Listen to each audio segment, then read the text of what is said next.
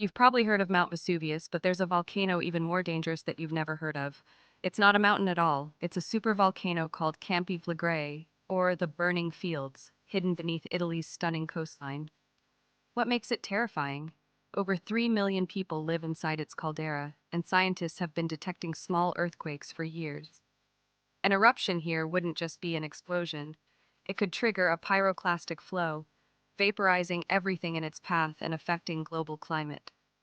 With millions at risk and pressure building, many call Campi Flegrei the world's most dangerous volcano. Would you feel safe living here?